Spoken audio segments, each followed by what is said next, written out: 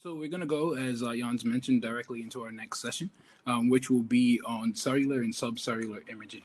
And so our first speaker for this session today will be Dr. Uri Manor, who is currently the director of the Advanced Biophotonics Core Facility at the Salk Institute in sunny San Diego. Prior to joining Salk, Uri completed a Bachelor's of Science in Engineering at Parks College of Engineering and Aviation before going on to complete a PhD in Cellular Molecular Developmental Biology and Biophysics at Johns Hopkins with Kashar, where he was supported by an NIH pre-doctoral fellowship and received a handful of awards, including the NIH Graduate Student Research Excellence Award. He then traveled a few miles south to Genelia Farms, where he performed his postdoctoral training with Jennifer Lippincott-Schwartz using several advanced quantitative imaging approaches, including but not limited to super resolution, live cell imaging, and computational modeling of biophysical and biochemical dynamics in the cell. This work was also supported by an NIH fellowship and resulted in an NIH Fellows Award for Research Excellence. Following a successful postdoc, Uri joined Salk, where he has performed some very interesting research, no spoilers, and has received some very prestigious awards like the Salk Institute Innovation Award. Please join me in virtually welcoming Uri to Berkeley. Thank you very much for having me. I'm kind of checking the backstage chat to make sure that everyone can hear me before I plunge into this. Can you all hear me? Yes, you can. All right, cool. First of all, thank you so much to Holly, Aaron, and Feather, and the rest of the organizers for having me and for putting together this amazing event and under these strange, difficult, challenging circumstances. And you know, I just want to emphasize just how honored I am to be a part of this. This is, in my mind and many others, the greatest microscopy symposium in the world, period. And I don't know how I managed to sneak into this, but I'm hugely honored and very much appreciative. So thanks for having me. I'm going to plunge right into this. I'm just going to be talking a little bit about two different types of tools that we built for studying organelle dynamics. One is molecular and the other is computational. So I'm going to first talk about some of our work with mitochondria. Now, everyone here surely knows that mitochondria are the powerhouse of the cell. You've all seen these nice cartoons of jelly beans with an inner and an outer membrane. Very cool. We know that they produce ATP. And maybe if you're lucky, you've seen a nice EM image like that one on the right. But what not everyone knows is that each cell actually has many mitochondria that are very dynamic, constantly moving throughout the cell and constantly fusing and dividing. And that fusion and fission process is essential for the longevity of the cell, for homeostasis, for proper responses to stress. So if you disrupt that fusion or fission activity, either through damage or mutations or whatever, you can lead to a whole slew of diseases, which is why the NIH cares about this kind of stuff. Here's a list of just a small example, or a small sample, I should say, of different types of diseases that may arise if you've disrupted mitochondrial fission. So hopefully by now, if not curiosity, then for health reasons, you are invested in understanding how mitochondrial fission is regulated. Now, for my postdoc with Jennifer Lippincott-Schwartz, we made some headway in better understanding fission by identifying a novel protein called Spire, which we call Spire1C. You can also call it mitospire. It's an outer mitochondrial membrane protein that is actually an actin nucleating and actin regulatory protein. And what we showed is that it interacts with an ER protein called INF2, which is also an actin regulatory protein.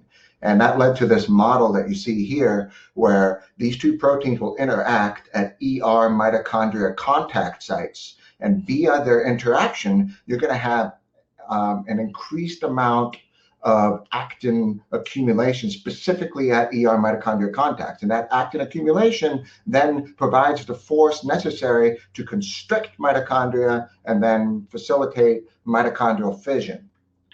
Now, the problem, I very much like this model. It's very cool. It's consistent with many results. But one thing that always bugged me during my postdoc was that I never got any really nice, clear images of actin specifically at ER mitochondria contact sites. And the reason for that is you can see right here. if you label actin, let's say using phalloidin or LifeAct or any other normal actin marker, what you'll see is that actin is all over the cell. And in particular, there are many very large, very stable actin structures. Some people call them actin stress fibers that you can see all over the place. And then if you look at the mitochondria, for example, you can see mitochondria all over the place. So then if you want to say, oh, well, let's look at actin associated with mitochondria, it's really hard to do that because they're both everywhere. And how can you say for sure that this actin, for example, over here is truly overlapping with the contact in the mitochondria? You can't really do it because of the limitations of resolution, but also because of the limitations of signal to background. And I'll just point out that, mitochondrial fission can occur over the course of seconds, whereas these actin structures are really bright and stable. They can last for minutes or longer. And in contrast, the actin filaments that likely drive mitochondrial fission are probably very transient and very small. So it's kind of like trying to see a star in the middle of the daytime. You've got an enormous signal to background problem. Nonetheless, there's plenty of data, in addition to our paper, many papers that came before and after, showing that actin clearly is really important for mitochondrial fission, either by disrupting actin directly with drugs or by knocking down key actin regulatory proteins. So there's plenty of evidence that actin's got to be important, but understanding the spatiotemporal process of actin and mitochondrial fission still remains pretty much a mystery. So to address this, we developed some new probes, and what they are is actin chromobodies. And what a chromobody is just an actin nanobody and a fluorescent protein. So the nanobody binds to actin, the fluorescent protein allows you to see it in the microscope. And then what we did was we slapped on a targeting sequence, a tail anchor targeting sequence for either the ER or the mitochondria. And by the way, we've also made N-terminal versions of these probes where you just kind of switch the direction. And so instead of a targeting sequence on the C-terminus, we have one on the N-terminus. And also we've made versions where instead of using the nanobody, we have LifeAct. But the nanobody we found gives the best signal to noise. So in any case, the model for how we think this works is you've got your protein with its targeting sequence diffusing along the membrane that is targeted to. And then when you have actin filaments within range, so that this little protein can bind to it, which we're approximating as about 10 nanometers. When actin filaments start to accumulate within 10 nanometers of the membrane, then your actin nanobody probe, chromobody probe, is going to bind to those actin filaments and accumulate, because those filaments have many binding sites. So you're going to start to get an increase in fluorescence intensity for your probe wherever there's actin filaments. Now, to validate that, we also have control probes, which are identical to the actin chromobody probe, except it doesn't have the actin binding site on it. So it's got the same targeting sequence, and it's got a fluorescent probe in a different color, of course. And for that, using that, we can then sort of normalize against perhaps increased amounts of membrane wherever we see increased amounts of fluorescence signal. So using this probe, we got some really exciting results right off the bat. So here on the left, you can see our AC-mito probe. That's the actin chromobody with a mitochondria targeting sequence. And then here you can see the M-cherry mito control probe is the exact same thing, but instead of GFP, it's got cherry, and it doesn't have actin binding activity on it. And then we've got a mito tracker for labeling the matrix. And what you can see is the M-cherry mito probe is smooth as butter all along the mitochondria, very homogeneous staining. Whereas the AC-mito probe, it has this choppy appearance where you can see that it's accumulating in hot spots along the mitochondria, and very much in contrast with the M-cherry mito. So if you zoom in on that, you can see there are these hot spots of our AC-mito probe here, here, here. This is all with ARIScan microscopy. And the way we quantified it, this hot spots or accumulation, is by measuring the coefficient of variance of this probe along the mitochondria. And what you can see is our AC-mito probe has a much higher coefficient of variance than our M-cherry mito probe. So this was very exciting. I've never seen anything like that with like a pan-actin probe showing hotspots along a single mitochondrion where you see more or less actin.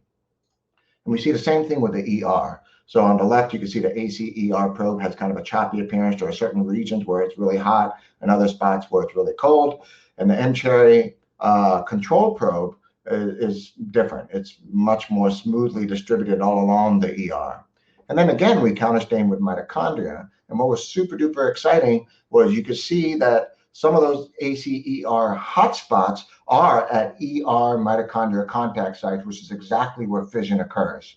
So that was super exciting. And by pure coincidence, the color schemes almost perfectly matched this cartoon model we put in my postdoc paper way back in 2015. Finally, have a nice image showing accumulation of actin at ER mitochondria contact sites. And you can look at the paper to find examples of live movies where we show actin accumulating at mitochondrial fission events, for example. To bring us back to that analogy, we can now see stars in the middle of the daytime.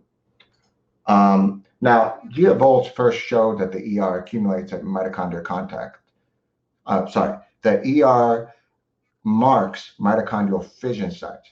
And then she later showed that it also marks the sites of endosomal fission sites. And then even more recently, she showed that it accumulates at the sites of membraneless organelle fission sites. So there seems to be some sort of universal mechanism where ER marks fission site. So we postulated that maybe ER-associated actin is also involved in all of these fission activities. So to test that, we looked at the other organelles with our ACER probe.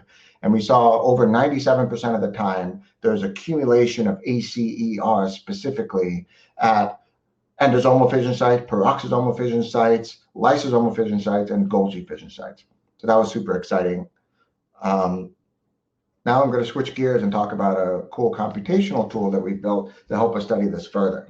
I've been talking a lot about mitochondrial fission, but what I haven't talked to you about yet is this dirty secret in the live imaging field, phototoxicity, which you've all heard of. And you'll see people talk about things like, well, did the cell die? Or does the cell not divide anymore, as sort of a readout of phototoxicity? But it really isn't sufficient, because in a lot of cases, what we're trying to study is something that is modulated by stress, not by death, stress.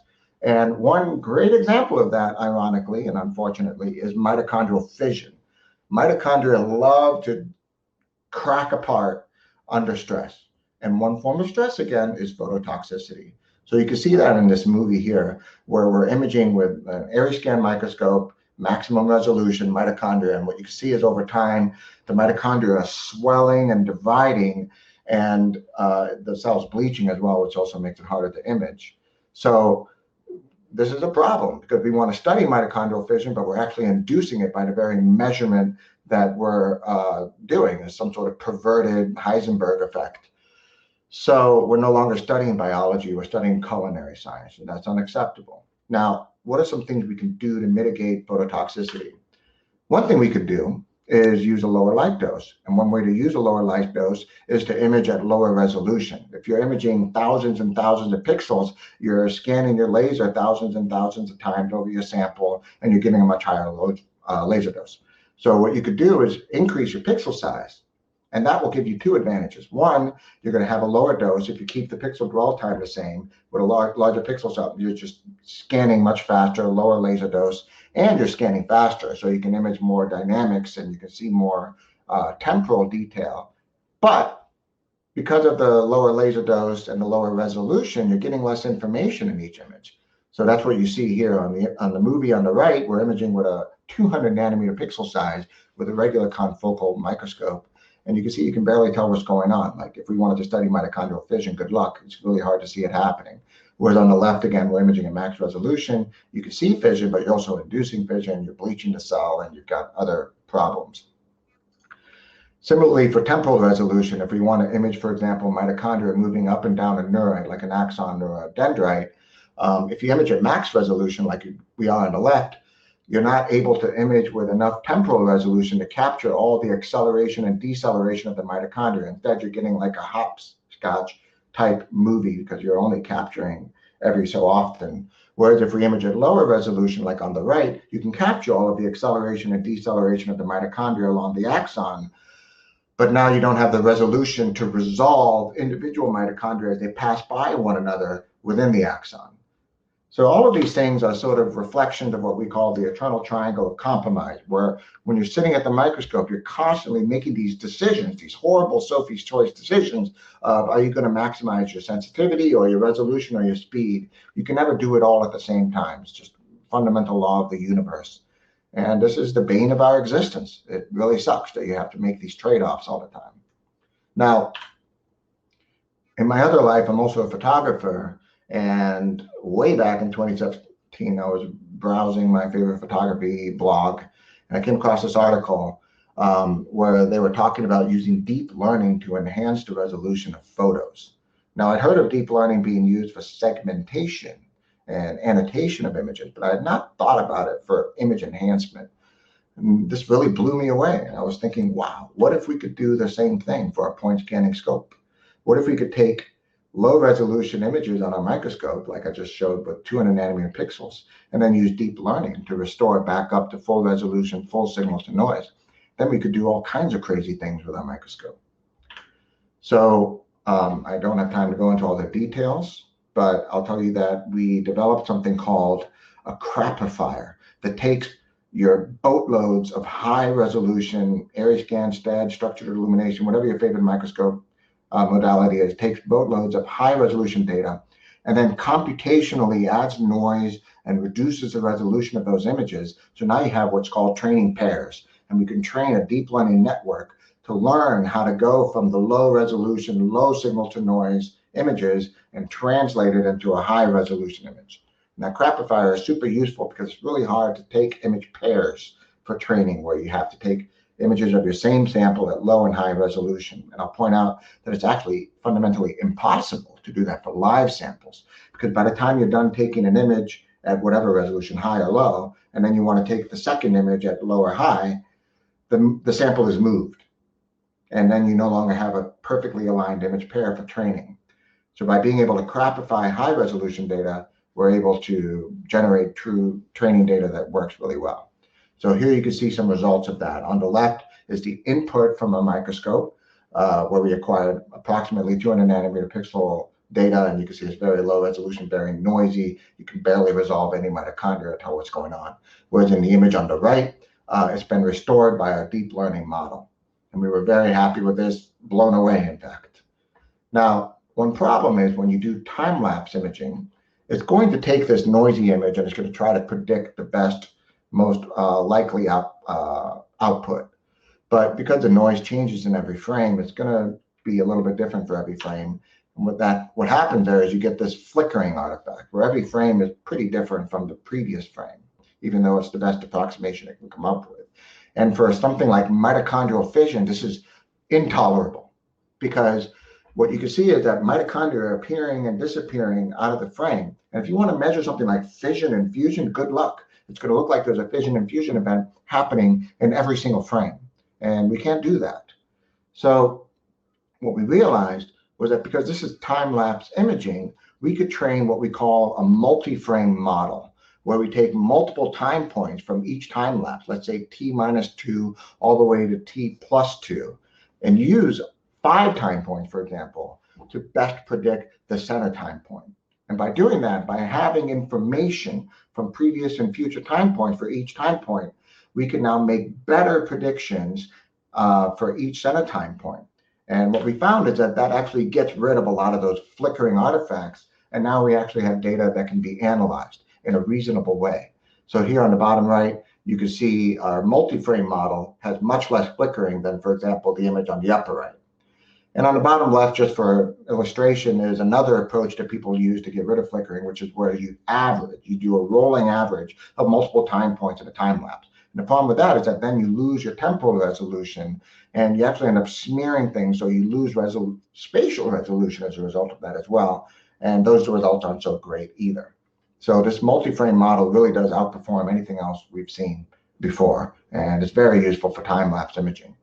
And all of these models, all of our training data and everything is now publicly available on 3dem.org. You can find it in a preprint and a paper, actual peer-reviewed paper coming out to a beautiful journal near you someday soon. All right, so now we've got this beautiful model, and we can actually capture things like mitochondrial fission events that would be almost impossible to see in the raw data. As a sanity check, I'll point out that if you've seen the output and then you go look at the raw input data, you can actually convince yourself that it's real. It's not just making up stuff out of nowhere. And we did a lot of validation to prove that it is real as well. Same thing goes for mitochondrial trafficking in axons and neurons. We can now image with the speed of a low resolution confocal acquisition, but restore it back to high resolution imaging, like you see on the right. So with that, I want to thank all of our amazing collaborators, my amazing team, and my funding sources here below. And I look forward to questions and suggestions and comments from anyone and everyone. Thank you very much. Excellent, excellent. Very exciting work. Thank you. We do have a few minutes for questions. If anyone would like to drop one in the chat. Oh, is that a question from the? Oh, sorry. I thought I heard a question from the speakers. Oh, great. So it looks like we have a question here from Jeff Ledoux. So he asked, can you tell from your approach what aspect of the noisy image is most important to generating a cleaned high-res version? What aspect of the noisy image is most important to generating a clean high-res version? I'm not sure I understand the question, but maybe I can answer a related question, and hopefully this answers the question. So one of our concerns when we generated a so-called crapifier, which generates artificially noisy images for training, is that AIs are very clever, and they like to find the easiest way to get the answer. They'll cheat if they can. So the big concern here is that they figure out how to clean up artificial noise, the noise that you put in. It can cheat and figure out what you've been doing to your images, but then it won't work on the real world data.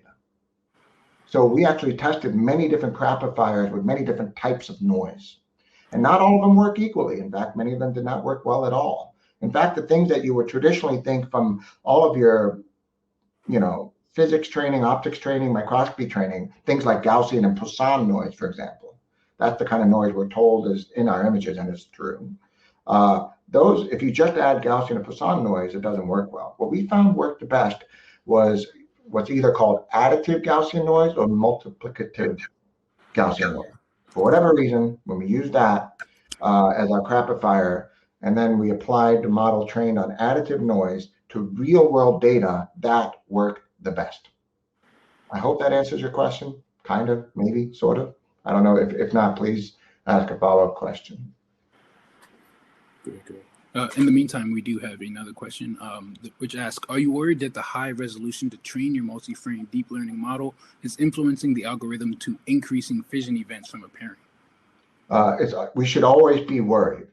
Whenever you're dealing with an AI like this, you should always be worried, which means that you have to validate your results. So what we did was we took a lot of semi-synthetic training data, and we manually counted fission events in the real world high resolution data and in a low resolution data and in our deep learning output. And we had 2 human experts doing it in a blinded fashion. And then we quantified the results to see how many false positive fission events and how many false negative fission events we were detecting in our deep learning model. And what we found is that the error is very low. And in fact, the error between a model and the ground truth was the same as the error between 2 humans looking at the ground truth. So it's about as good as it can get. And I'll just point out there's sort of an implication in the question here, which is that are we worried that it's influencing us to detect more fission events? Our model was not trained whatsoever to look for fission events or not look for fission events. The only thing it was looking at was the image itself. So this is not a segmentation model. This is not a classification model. This is purely an image restoration model. Now, future directions are obviously, should we use restored images to train segmentation models? Or can we go straight from the low resolution to segmentation? And what are the trials and tribulations with both of those approaches? Excellent, excellent. For the sake of time, we will move on, but please do feel free to reach out to Uri during the rest of the conference to follow up with some of the interesting work that he shared today. Very quickly. Yes, thank you. Thank you. Mhm.